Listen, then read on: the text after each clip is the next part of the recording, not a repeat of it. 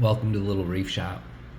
Earlier this week we got in some clams and we didn't get a chance to clean them when they came in, so we're going to give them a cleaning. The biggest problem with clams is these little white snails that eat the clam from the inside out, basically from the bottom down. I have seen a wrasse called a checkerboard wrasse eat them off of clams, so that's pretty cool. But you can find the snails sometimes on the bottom of the clam. I don't know what this area of the clam is called personally, but you will find these itty bitty white little snails living in here, and they actually eat the tissue of the clam. I don't see any right now. I took my magnifying glass out earlier and gave them all a really good look over, but you have to be careful. So when we get in clams, I give them a good old-fashioned brushing with a toothbrush, and just real gentle. I start up here and get into all of the nooks and crannies of the clam. Be careful of the mantle. You don't want to damage them, but clams are pretty durable, and they close up and they don't want to be messed with. So if they're fully closed, it shouldn't be a problem. We're just going to give them a brushing.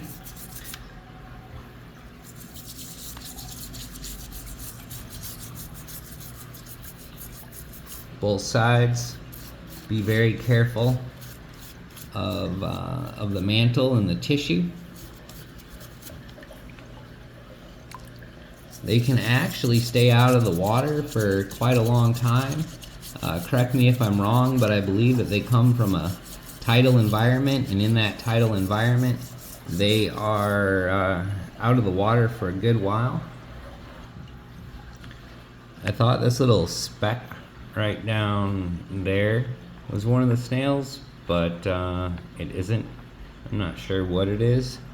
After we've given all the nooks and crannies a good brushing, we're gonna flip it over, and this is where we're gonna be super gentle, and we're gonna get all of this area and just make sure that there's no things that we don't want on it. You can get a lot of hitchhikers.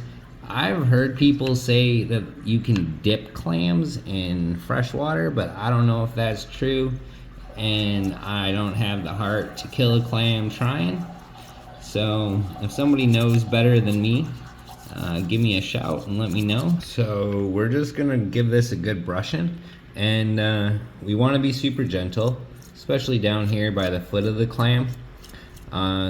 This clam took this chunk of looks like, I don't know, a piece of old coral or a rock or something, and he's got it pretty good. So we want to be mindful of any tissues, and sometimes if you're concerned about things, you can use a small tool and get down in there and scrape all of those debris out.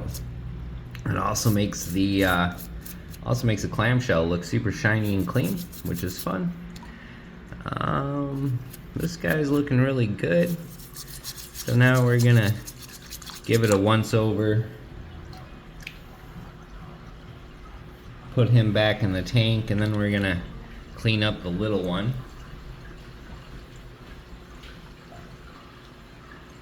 So again, you can see the foot. This guy's starting to pick up debris and stuff from the bottom of the tank.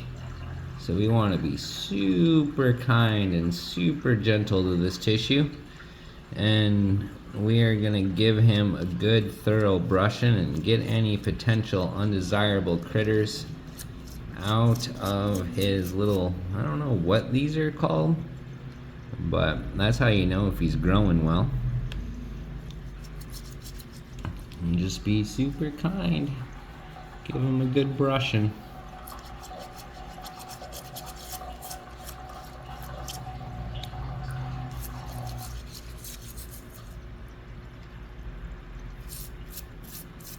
It's amazing how many little things live on the clam. The clam itself is almost like its own little ecosystem.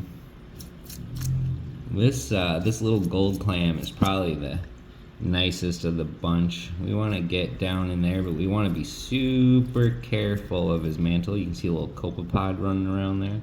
He's friendly, but we brushed him off anyways.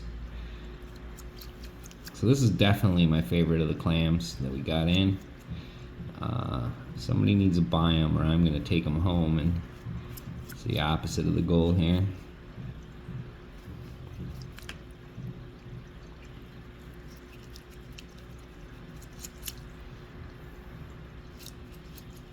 So he's cleaned up.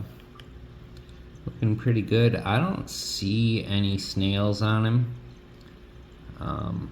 But cleaning the clam before it goes into your tank is super important. And you may want to check it a week or two after you take it home. Make sure nothing that you don't want has developed. And show your clams some love. So this is Joshua from the Little Reef Shop. And thanks for watching. And I hope you have an awesome day.